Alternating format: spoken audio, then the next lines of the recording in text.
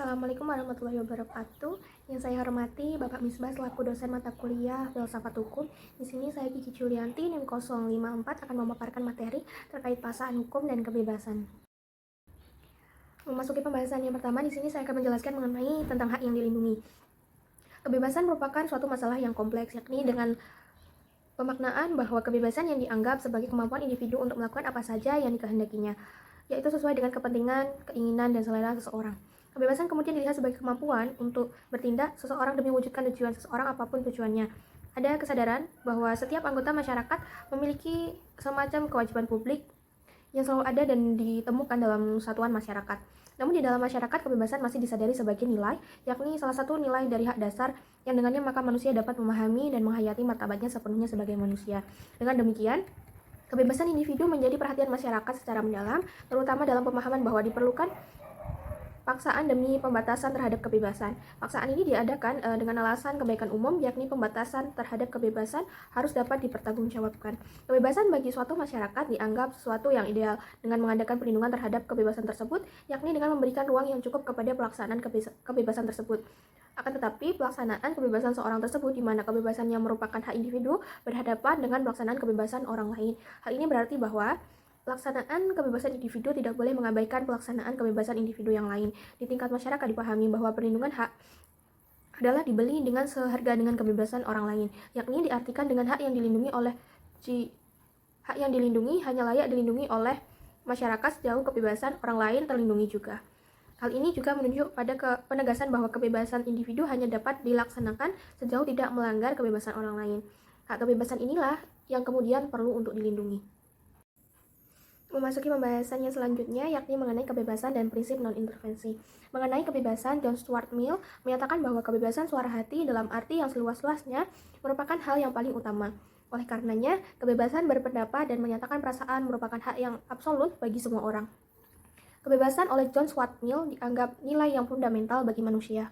Paksaan terhadap kebebasan adalah paksaan yang mengancam nilai yang fundamental ini, sehingga hanya perlu dilakukan sejauh membawa kebaikan. Oleh karena itu, John Stuart Mill memberikan batasan pada pengenaan paksaan hukum. Paksaan hukum dibenarkan sepanjang penting untuk dilindungi seseorang dari kekerasan pihak lain.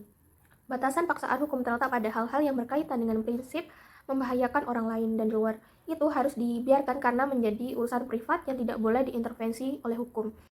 John Stuart Mill menolak adanya intervensi terhadap kebebasan individu. Alasannya, setiap individu memiliki kemampuan untuk menilai apa yang menjadi kepentingannya dengan berpikir secara rasional.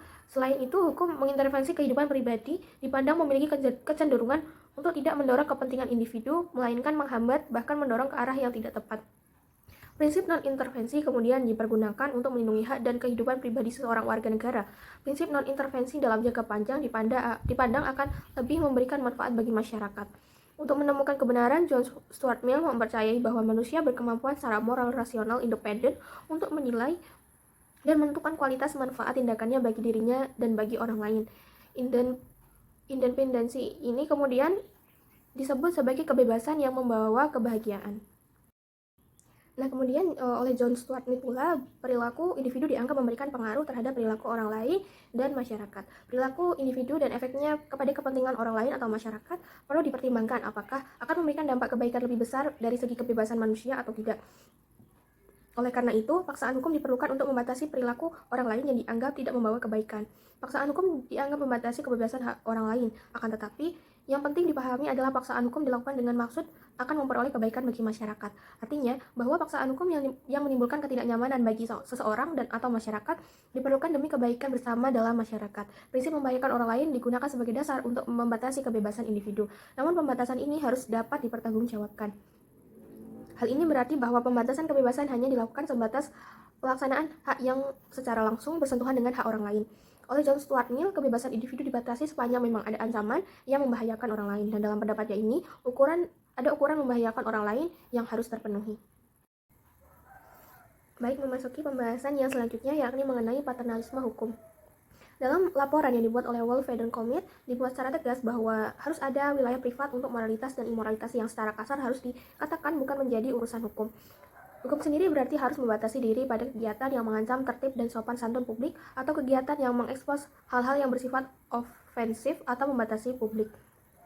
Laporan rekomendasi tersebut pada dasarnya sejalan dengan pendapat John Stuart Mill mengenai prinsip membahayakan orang lain. Golding melihat bahwa ada ruang untuk hukum yang bersifat paternalistik, yakni di mana negara diserahi tanggung jawab atas kebaikan warga negara.